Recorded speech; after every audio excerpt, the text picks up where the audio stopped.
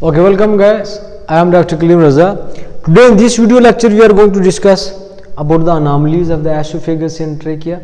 Then we will discuss few anomalies which are very important related to your intestine, like duodenal atresia and then stenosis of the pyloric sphincter, pyloric atresia.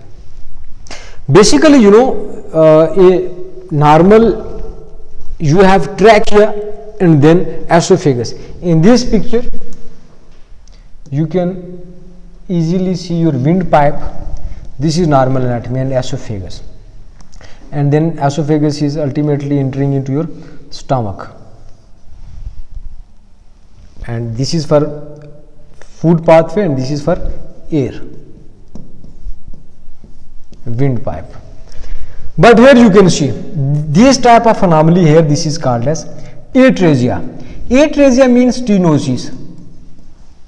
Stenosis or narrowing.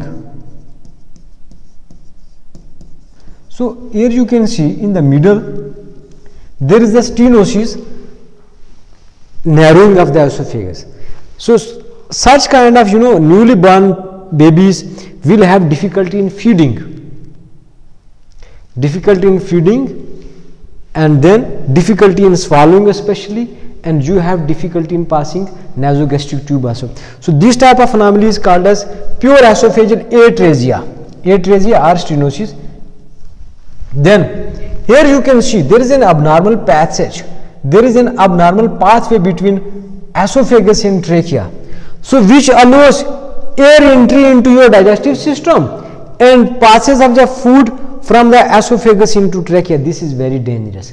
So this type of anomaly is called as fistula. Fistula is basically, what is fistula? This is a type fistula. So fistula is basically abnormal passage, abnormal pathway.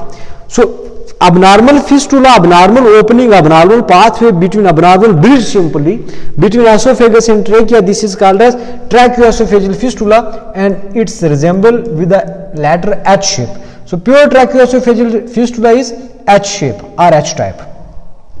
And then most common tracheoesophageal anomaly, most common, this is another MCQ. So remember, most common tracheoesophageal anomaly is the esophageal atresia with distal tracheoesophageal fistula. Here you can see the esophageal atresia with the distal end of the trachea is having abnormal passage which lead to entry of air into your stomach.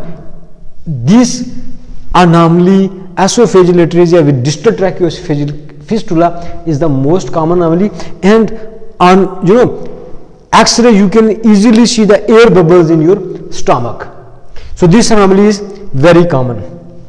Next you will see a few patients with stenosis of the pyloric sphincter or the duodenal atresia.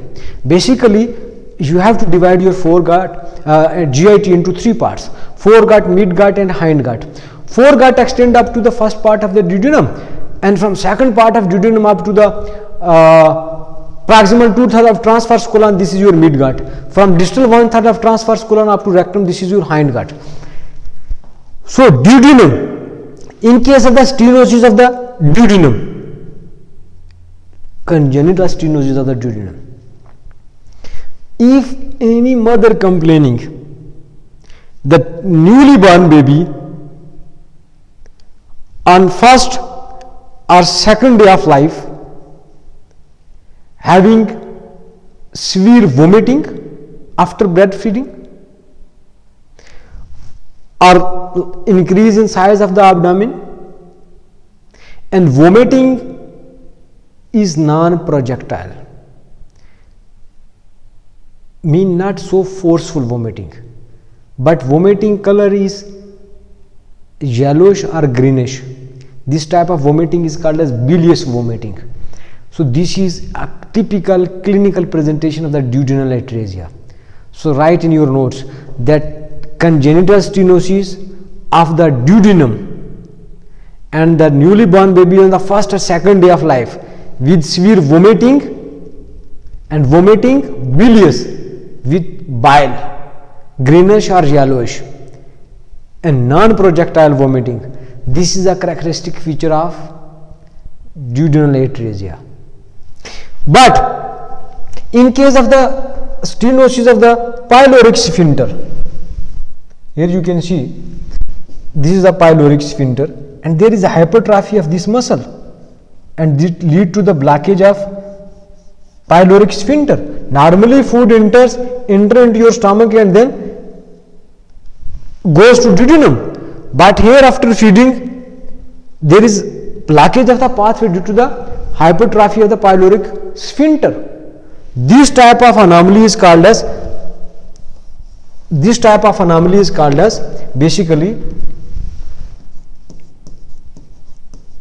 pyloric stenosis, congenital pyloric stenosis. So usually child will present after 3rd or 4th week with the history. Mother will complain that after breastfeeding baby is having severe vomiting. Here you can see this vomiting is projectile in nature, projectile vomiting, like projectile movement, projectile, but this vomiting is not having